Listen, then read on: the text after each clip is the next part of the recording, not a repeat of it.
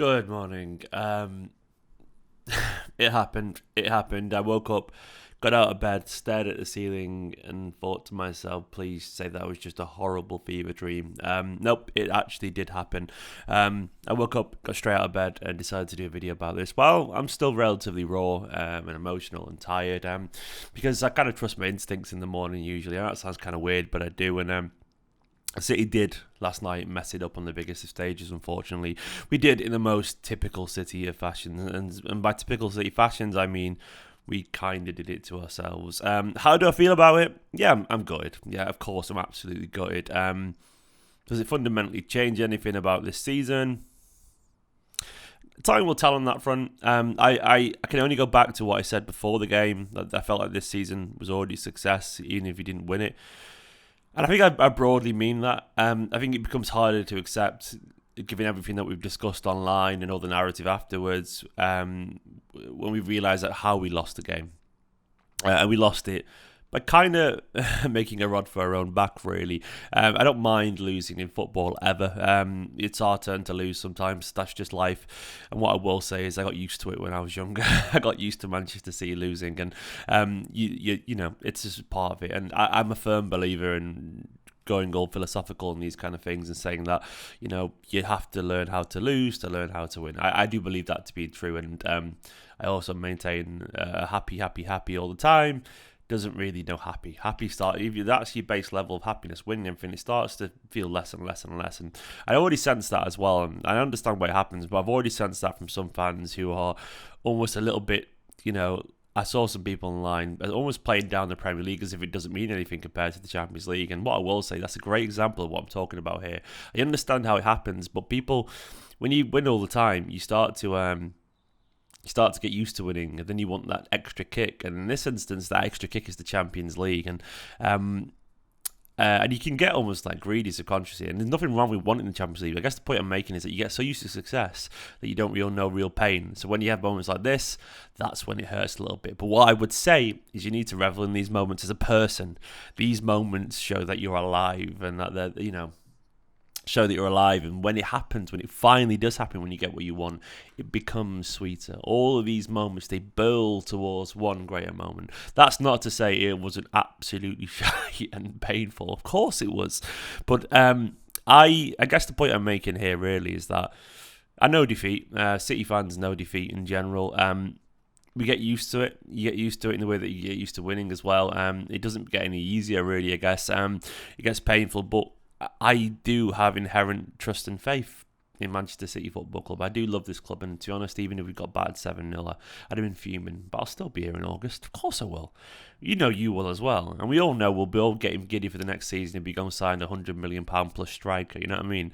We're all slaves to this glorious football machine in many ways. So even though I'm absolutely devastated by it, I guess the thing I'm trying to say to myself is that I knew that if this had happened, and it was not likely, very possible, because Chelsea are a good side, the season would still overall be a success. I'd be upset, and I knew I would get over it. And right now, this for me is like a personal therapy. I'm getting this off my chest because I know these things actually help me dissolve what just happened, you know, and they help me go through it all as a process. And It definitely hurts. It definitely hurts. But we do get used to winning quite a lot. So I guess that's why it hurts quite as much as it does. Because we're so used to winning the Premier League, we want more.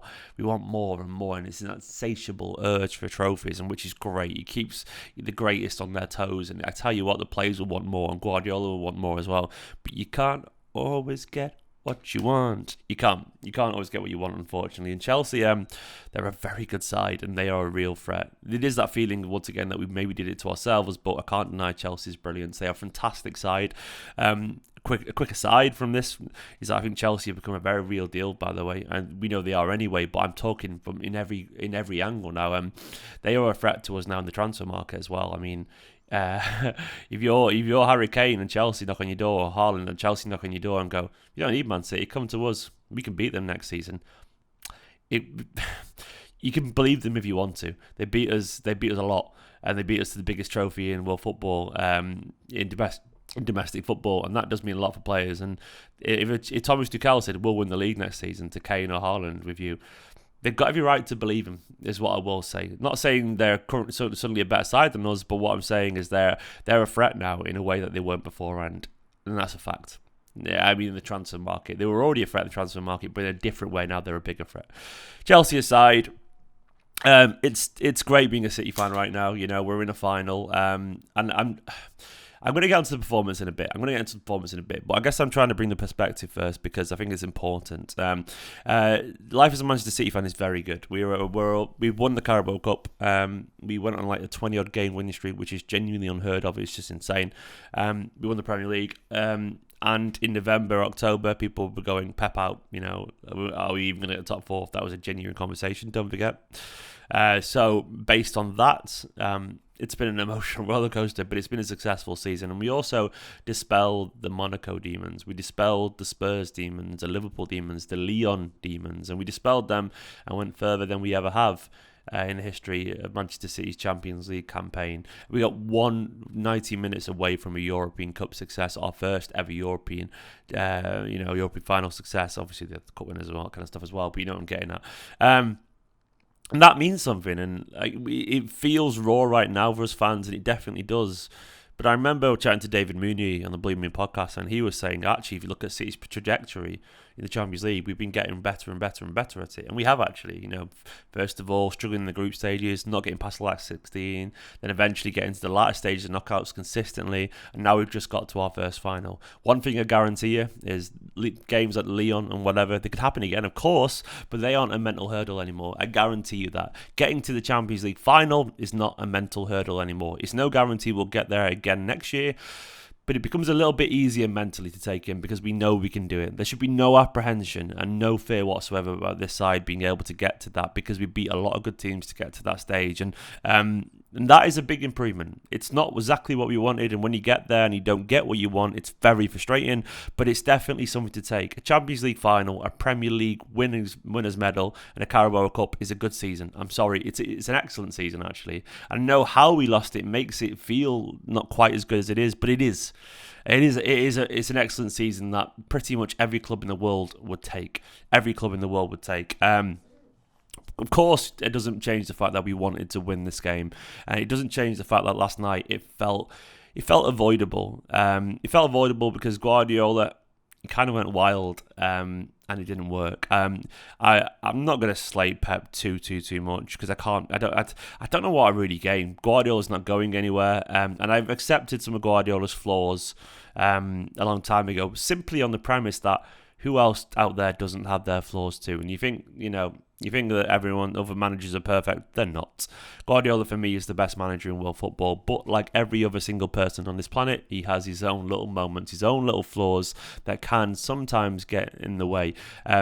I like to call it paralysis by analysis, and Guardiola sometimes can be his own worst enemy in terms of getting inside his own head and overthinking things, and I genuinely think that was the case last night yet again, unfortunately, Pep. And I'm hoping this is another learning lesson for Guardiola to once again just trust in his system and trust in his players. It felt like he'd learned those lessons. It felt like he'd learned them after last season, where he just played a good old-fashioned team that's working, and each time it did the job against Dortmund and then against PSG, and before that against Mönchengladbach.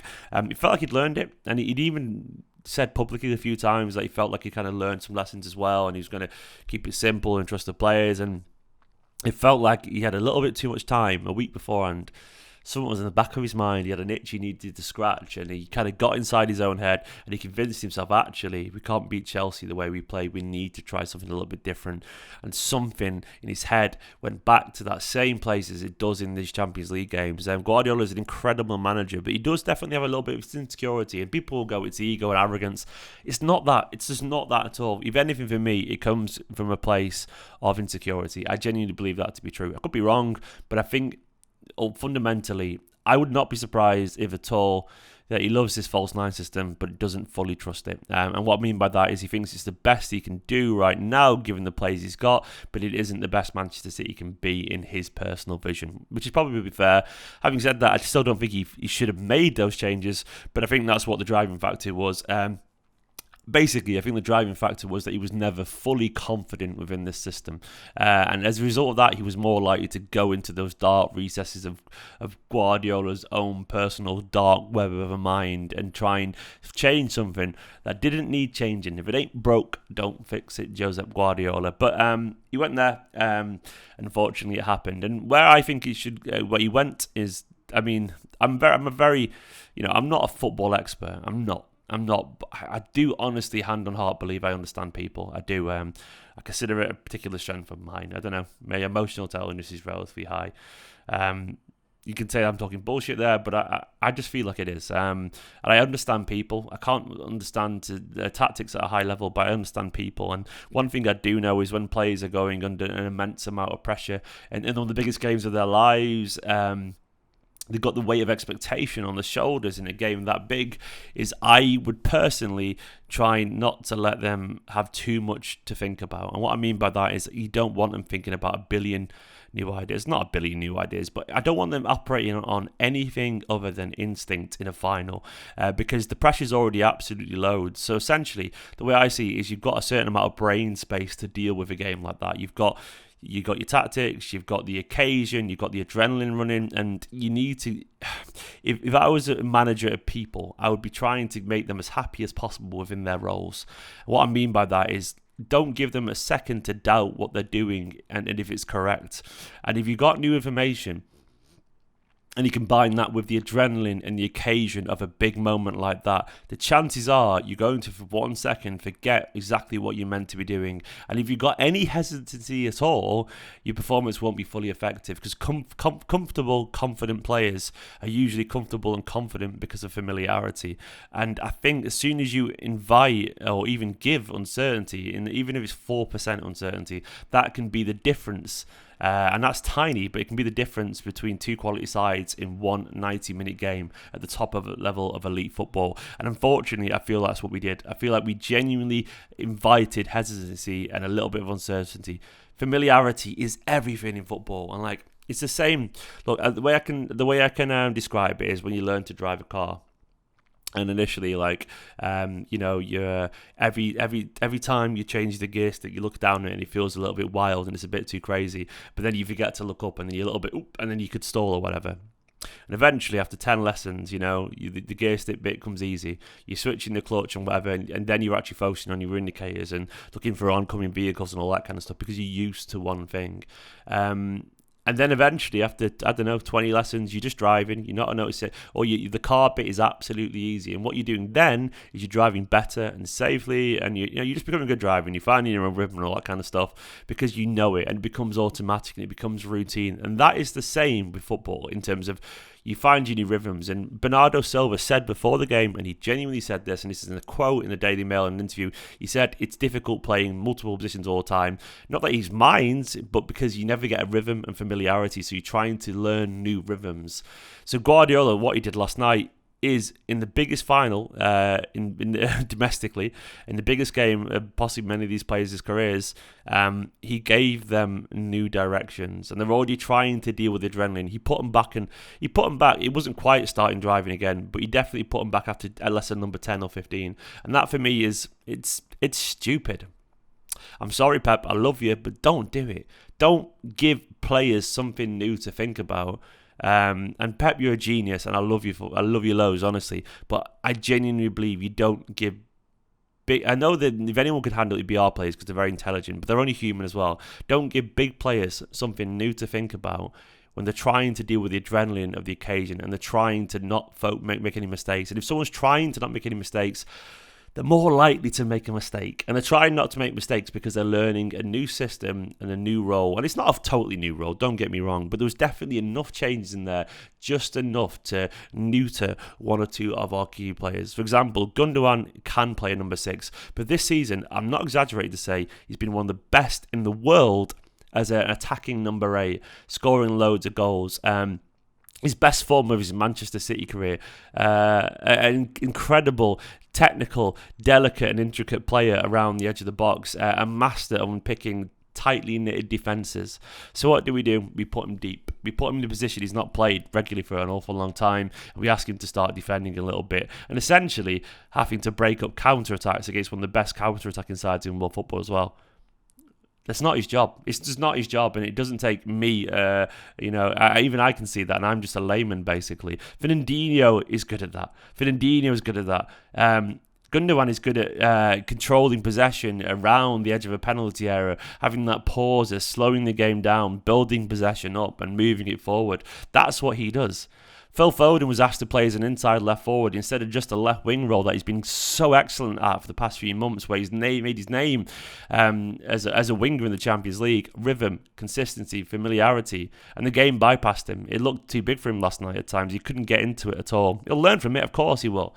But last night, I felt like he was a little bit let down by where he played. Kevin De Bruyne was having to do the crux of the attacking work because Bernardo alongside him was more industrious, but he didn't have Gundogan to do all the little tidy little bits. Gundogan is the guy who around the area knits to play together, the David Silva type in our team, and Kevin De Bruyne should be the one giving the ball to Gundogan to do all the short little passes that then creates the space for someone like Kevin De Bruyne to play the beautiful through ball or play the long cross or the pass or whatever. But Kevin De Bruyne was having to do the intricate stuff, and that's not what Kevin De Bruyne does. It feels like he can play as a false nine, but in a game like this, you want him facing the goal, not with his back to it, as the highest forward player. And Mahrez wasn't pressing particularly well. You could tell that Walker was leaping in a few times because he wasn't really sure if the counter attacks were going to be covered. Defensively, a few players did kind of lose their head a little bit. If I'm being honest, I thought Stones, Diaz, Zinchenko, they weren't all excellent defensively. I don't think they were okay, but I do feel like they lacked a little bit of seniority around them. Genuinely feel like they lacked a Fernandinho there, or at least someone who knows how to control a midfield defensively. Gundogan doesn't. Gundogan's fantastic, but he does not know how to control a midfield defensively. Overall, there was about 3 or 4 little positional changes from very key players that essentially neutered our resistance to counter-attacks and kind of neutered our intricacy in the attack. I can sit and say this in the cold light of day and in the morning, and it's easy in hindsight, but it's all we can do. Look at the 90 minutes and say this right now, and it's very easy for me to say this, but I guess ultimately I don't mind losing, but I would rather lose on our own terms, because now we're sat here going, what if? And I hate that. I hate that feeling of what if. Like, what if we just actually played the system that we know and love? And if we'd lost then to Chelsea, we can go, well, they were a better side than us, fair enough. But now we're going, we did it to ourselves, and it feels like that. We could be wrong, by the way. It could be that we're going to lose anyway. And this might have been the best way to do it. Maybe Pep was right. I don't know. But I can't believe that, unfortunately, because I feel like the system that was so excellent against PSG and Dortmund, I can't help but have anything other than 100% faith in that system. So that's why it stings this morning. It stings because it felt avoidable, and it always hurts more if it feels avoidable. But that's football. You live and you learn. I think Alex Ferguson, so I'm going to Google it. How many times did he win it in? How many years? Sorry, he won it twice. So Alex Ferguson won it twice at Manchester United in how many seasons? Let's have a look. He was at Man United from 1986 to 2013. That's a lot of years, guys. An awful lot of years. Yeah, 20 odd years there. 27 years is it? So that says it all. It isn't easy to win your first Champions League. It doesn't mean we'll have to wait 20 odd years, but you've got to bear in mind we've gone from essentially a mid-table club to possibly the best in the world, if not very close, in a very short period of time, broadly speaking, with Manchester City. And we're getting closer and closer. We are getting closer and closer. And I do think as soon as we finally, scratch that Champions League itch and win it, that opens the floodgates for me. I think Manchester City at that point should be terrified. Should be terrifying for the rest of the world. We already are for what it's worth, but we should even be more so. The hardest is always the first time. After that, there's no fear. It becomes a club culture, and we get it right. It's difficult today, but I would implore all City fans to have that perspective and do remember what we've got and what we've achieved, and don't play down the Carabao Cup in the Premier League. And I know it may be tempting if you're younger and that's all you know. All you know is the Premier League trophy and it feels normal for you. So your level of normal is actually what most people aspire I tell you what, 99.9% of teams, the rest of the fans in the world, aspire to Manchester City's level of normal. So you're here and you've grown up and you're young, and all you know is City winning the league. So you want to be, that's your baseline. So you want above that. Your baseline is already incredible. You don't realise. I'm not saying lower your expectations. What I'm saying is appreciate what you've got, because it will go one day, and then you'll miss it. I guarantee you'll miss it. Don't become entitled. Have perspective, realise that this season is still a success, and it is still a success. It is fundamentally. We've gone further. We fucked it up at the last minute, but we've gone further than we ever have done, and once again, we've wrestled back our Premier League trophy 4 times in a row for the Carabao Cup, 3 out of 4 Premier League trophies. Domestically, we are dominating this league, and that will only build stronger towards our inevitable Champions League success, and it's going to happen. I 100% believe it's just a matter of time, and when it does happen, it's going to be sweeter. It's going to be sweeter because we'll remember the Monaco game, the Lyon game, the Spurs game, all the away for nonsense. Now the final as well, the Liverpool game, Lyon, whatever. We'll remember the final as well, and I do believe you have to suffer to enjoy something. And I guarantee every single one of you, be it the older fans or the younger fans, when we finally win it, it'll feel like, thank fuck, we finally did it. It'll feel that way, and that's what's going to make it sweeter. So bottle it in, build all this rage up, get it all up inside you, because when it comes to it, and we finally win it, you're going to explode with glee. And I guarantee you would not have exploded with glee 7 years ago. You wouldn't have in the same way, because it's that you need to build. I like it. Maybe I'm a sadomasochist, I don't know. Maybe I like that pain, but that pain does, maybe it's just part of who I am as a City fan, because I got used to it.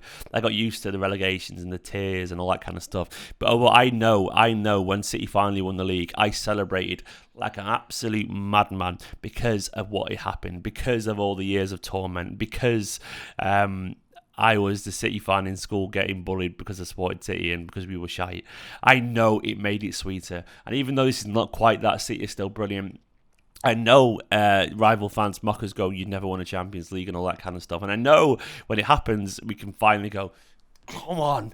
And it's actually done it, and it'll be a release. And at that point, it'll feel good. It'll feel better because you've had a lot of torment.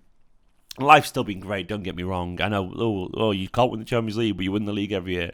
But I guess the point I'm making is it will become sweeter, and it will do. And I feel like I'm ready for this now when it happens. And when it happens, it's going to be absolutely awesome. And also, look at it this way. When it does happen, there'll be lots of fans. Hopefully, there'll be a full stadium of fans, like how it should be, man. How it should be, and it'll be wonderful. And we'll be able to celebrate it properly and all that kind of stuff, and it'll be absolutely immense. And that's what I'm looking forward to when it does happen. If we're going to win it, I want to win it in front of thousands and thousands and thousands of fans. That's not to say the fans in Porto weren't absolutely excellent. They were, but a full stadium is what you want to see for the players and everyone, and for those fans there as well. I'm gutted for those fans. I'm gutted for fans at the CFA last night.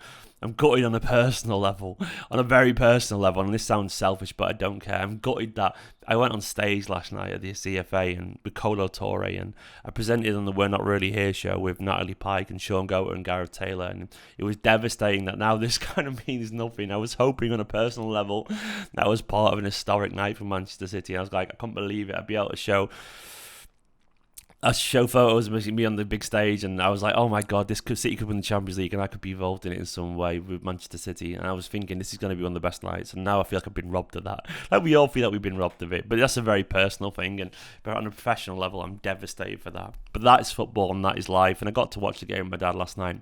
Didn't get to win it, but I loved it nonetheless. And I tweeted last night as well, by the way. Thank you. I'm going to say it again.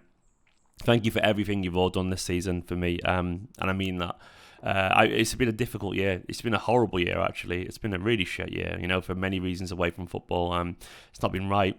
Denied family, friends, denied most of life's fun pleasures. It's been tiring. It's been emotional. And I decided to go full-time with this in February last year, and then football was cancelled. And I shit myself. But you guys supported me, helped me massively through it all. And then the first full season doing this professionally, it's been a weird season. Of course it has. It's been an emotional roller coaster. No fans, no pre-season. City started terribly. There was Pep out calls. Then Pep signed a new contract, but then we faltered a little bit again. But then we went on a wild run of insane winning streak, an absolutely insane winning streak. And I know it feels miles away, but it was relatively recently. And we need to appreciate how good that was. So that was like low, high. And then We won the Carabao, but then we found out Sergio Aguero was leaving, devastation. But then we got through to the Champions League final, elation, and then we lost how we did, devastation. And up and down, up and down. But it's been crazy, and I am tired now. If I'm being honest, I'm tired. It's been an emotionally draining season. It's just too much joy, and watching Sergio walk out last night like that, devastated for him, absolutely devastated for him, in tears. And but Sergio, you're a fucking legend. We all love you loads, and thank you for the Everton game. And thank you to all you once again. Thank you. It's been difficult, and I've struggled, and the amount of times I've sat there thinking I don't want to do a video because I'm not happy. I'm just not happy. I really was in that situation quite a lot because I was just fed up during the winter months. And Nicola went, you might be surprised if you go live how much you'll enjoy chatting to people. You might be surprised. She never forced me to do it, but she said you might be surprised, so give it a go. And every time I did it and went live and I chatted to you guys, and I'd get off the video 20 minutes later and I'd be smiling and going, yeah, you're right. It was good fun, that.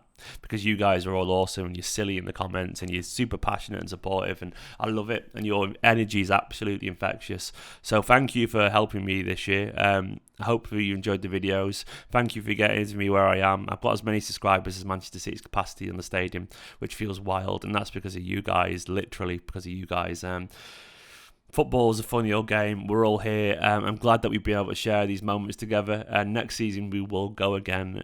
We probably will win something next year again. And I'm never going to get bored of that personally. I'm not going to get bored of it. I'm going to try and remember that currently, as we're living with Manchester City fans, it's as good as it gets. It really is. It's painful right now, but I can see the bigger picture, and I will try and see the bigger picture. And you probably should too. Anyway, this was meant to be 10 minutes long. Nearly half an hour later, and here we are. City are fucking mint. We weren't last night. We're only human. We're flawed. Pep's only human, and he's flawed too. But that doesn't change the fact that these players are fantastic. And as it currently stands, City are going through the best era in their club's history. And I'm very, very proud of it. Next season, who knows, man? Maybe we'll have a killer up front and we rock up and we win the Champions League. Who knows? Doesn't happen. Life will go on. Because that's football, unfortunately. Either way, you're all fucking awesome. Big love to all the patrons currently scrolling down the side of the screen. Genuinely, thank you so, so much. William, Pritchard, Irene J. Alsey, and Ahmed Alali, my Patreon producers, and all the names currently at the bottom. Thank you so much. I do not know what I'd do without you guys, and every single one of you. If you like this kind of stuff, you're feeling raw, hit the like button, give my channel a subscribe if you want to, but don't worry, Blues. Next season will come round and we're all fickle. We'll all be enjoying it again because that is football. But we've had a lot of good stuff. Try and remember, most football fans don't get anything. We've had it pretty good, I would say. Pretty good. Painful, but that's life. See you later, guys.